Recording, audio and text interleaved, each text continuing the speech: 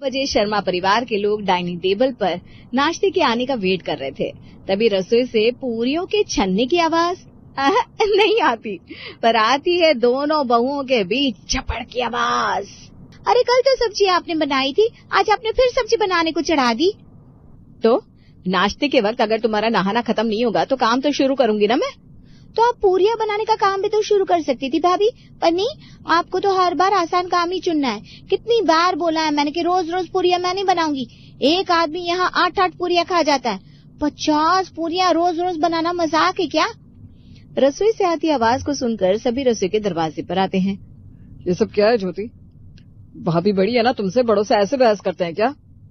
भैया ने भाभी से कुछ नहीं कहा, पर तू मेरा मुंह बंद करवाने आ गए। यही तो फर्क है भाभी की किस्मत में और मेरी किस्मत में।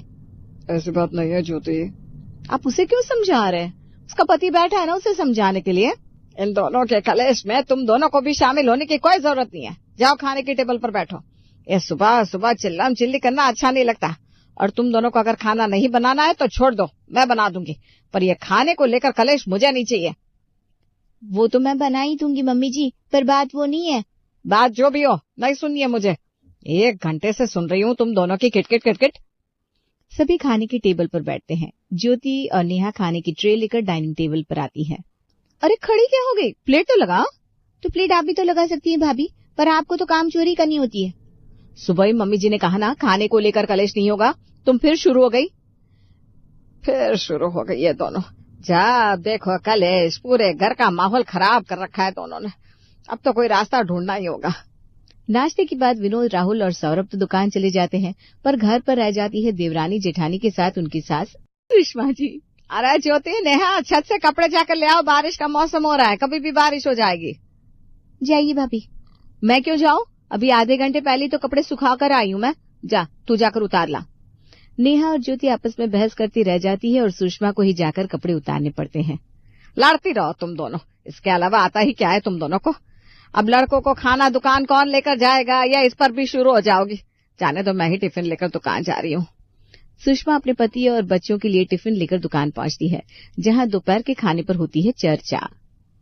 तुम बिल्कुल ठीक कह रही हो मम्मी, भाभी और ज्योति के बीच में प्रॉब्लम्स बढ़ती जा रही है। ये बातें बाहर जाए उसके पहले इसका निवारण करना पड़ेगा। बीवियां आने के बाद अक्सर भाइयों में तकरार आ जाती है, पर यहाँ तो हम दोनों उल्टा एक थाली में खा रहे हैं और वो दोनों आपस में एक दूसरे को खाने को तैयार है। अरे हाँ भाई, एक थाली में खाना, झूठ या खाने से प्यार बढ़ता है, यही कहती है ना सुषमा जी। याद है शादी के बाद कैसे हम दोनों एक पटरी पर नहीं आ रहे थे, फिर माँ ने हम दोनों को एक ही थाली में खाने की सलाह दी थी, और ऐसा करने से 2 ही दिनों के अंदर हमारे बीच सब कुछ ठीक हो गया था। मुझे लगता है यहाँ भी यही उपाय आजमाना होगा। बिल्कुल सही कह रहे हैं आप। सभी मिलकर सोचते हैं तो कोई ना कोई रास्ता निकल ही जाता है। यही करना ठीक होगा।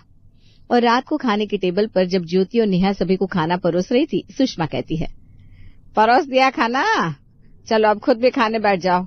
मेरे दिल की बात कह दी आपने मम्मी जी, बड़े जोरों की भूख लगी है, दोपहर में खाना भी नहीं खाया था। तू सभी को खाना परोस देना ज्योति, मैं खाने बैठ जाती हूँ। यहाँ कोई बच्चा नहीं है बहू, खाना सब खुद ले सकते हैं। खाना डाइनिंग टेबल पर ही तो पड़ा है, उसके लिए ज्योति को खड़ा रहने की क्या जरूरत है। ज्योति बेटा तू भी खाने बैठ जा, और हाँ खुद के लिए अलग से थाली मत लगाना। क्यों मम्मी जी? क्योंकि अब से इस घर में 3 ही प्लेट खाना लगेगा, एक मेरे और भैया के लिए, एक पापा मम्मी के लिए और एक तुम दोनों के लिए। लेकिन ऐसा क्यों? मैं किसी और की प्लेट में नहीं खा सकती। खाना तो पड़ेगा नेहा, पंडित जी ने कहा है। कुछ दिनों से दुकान बड़ी मंदी चल रही थी, तो आज मैंने एक पंडित जी को दुकान बुलाया और उन्होंने दुकान की बरकत का यही उपाय बताया कि घर के बेटे एक साथ खाएंगे, घर के सबसे बड़ा जोड़ा एक साथ और घर की बहुएं एक साथ। अब दुकान की कमाई के लिए तुम इतना तो कर ही सकती हो ना। कर सकती हो क्या होता है, मैं जानता हूँ अपनी बड़ी बहू को, वो घर की बरकत के लिए कुछ भी करेगी। आधा आधा खाने से प्यार बढ़ता है, इस फिलोसॉफी को दोहराते हुए सभी अपनी चाल चल देते हैं। बताओ, राहुल जी ने यहाँ 2 कोर खाया और जेठ जी पूरी रोटी खा गए। यही तो होता है ना जब 2 लोग एक थाली में खाते हैं। भाभी को लगेगा इन्होंने 12 रोटियां खा ली, पर उन 12 रोटियों में से इन्हें 12 कोर भी ढंग से नसीब नहीं हुए। जरा सी भी अकल नहीं है राहुल को। जब पता है भैया खाना लेने में शर्माते हैं तो खुद कम सब्जी खानी चाहिए, पर नहीं, एक एक कोर में 1 रोटी जितनी सब्जी खा जा रहा है और सबको लगेगा भाई के साथ खाने में इनकी खुराक बढ़ गई। रात का खाना तो दोनों देवरानी जिठानी बिना चू चपर की एक साथ एक ही थाली में खा लेती हैं, पर कब तक? अगली सुबह। मैं बर्तन धो लेती हूँ भाभी, तब तक आप बाकी कमरों में झाड़ू लगा दीजिए। बर्तन हुए ही कितने? गिनकर 4 बर्तन है। अब तो सभी आधा आधा खाना खा रहे हैं। आज बर्तन कम हो गए तो मुझे बर्तन का काम लेना है। वाह भाई, ये अच्छा है। ये क्या बात हुई भाभी? मैं जिस काम में हाथ लगा दूं आपको वही हल्का लगने लगता है। हद है आप भी सच में। सुबह का नाश्ता तैयार होता है, सभी खाने के टेबल पर आते हैं। ज्योति सभी के लिए प्लेट लगाती है। अरे ज्योति, फिर से 6 प्लेट भूल गई क्या? हमें आधा आधा खाना है, मिल बांट कर। एक तो रात को ढंग से खाना नहीं मिला, फिर से वही ड्रामा। ज्योति को तीखा पसंद था, नेहा को मीठा। ज्योति प्लेट में पहले ही 2 हरी मिर्च सब्जी के ऊपर का लाल लाल छौंका अपनी कटोरी में डाल देती है। अब लग रही है ना मेरी प्लेट। अरे ऐसे कैसे? ये सिर्फ तेरी प्लेट नहीं है, मेरी भी है। टेबल पर पड़े बॉल से चाशनी में डुबोई हुई जलेबी लेकर नेहा प्लेट पर रख देती है। आप ठीक है, बिना जलेबी के कैसा खाना?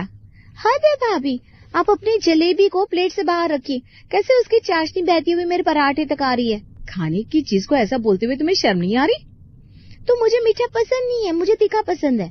आपका मीठा बहते हुए मेरे पराठे में आएगा और मेरे मुंह का टेस्ट बिगाड़ेगा, तो अपसेट तो होंगी ना मैं। अरे तो ये प्लेट सिर्फ तेरी है क्या? ये सब्जी के ऊपर का तड़का सारा कटोरी में भर लिया तूने। इतनी तेल और मिर्ची तैर रही है सब्जी में, छी छी छी छी। आप देख लीजिए खाने को कौन छी छी छी कर रहा है। ओहो, हद हो तुम दोनों भी। एक थाली में खा रहे हो तो एडजस्ट तो करना ही होगा। काहे का एडजस्ट? वो कहते हैं ना, सास बहू देवरानी जेठानी और ननद भाभी कभी दोस्त नहीं हो सकते। पर सुषमा का परिवार यही करना चाह रहा था दोपहर के वक्त। अरे ज्योति, मुझे गाजर की एलर्जी है, फिर भी तूने प्लेट में सलाद डाल दिया। तू क्या चाहती, मैं मर जाऊं? अगर ऐसी ख्वाहिश होती मेरी तो फिर तो भाभी मैं आपके लिए गाजर का हलवा बनाती।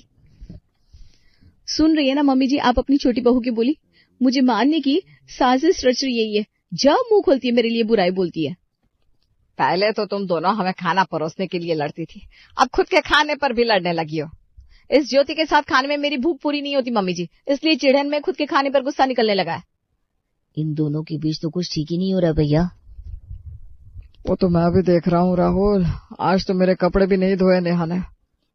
और ज्योति ने कमरे की सफाई भी नहीं की।